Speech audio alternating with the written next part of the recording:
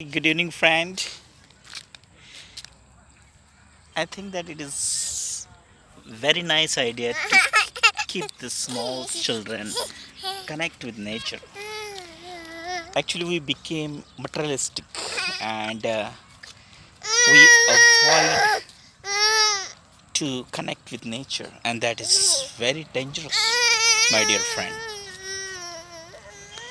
I pay great tribute to William Wordsworth.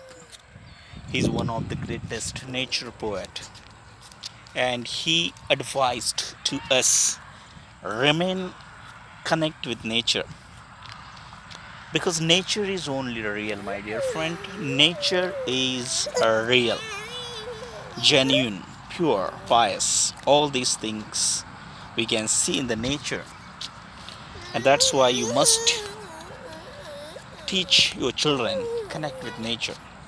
Thank you so much.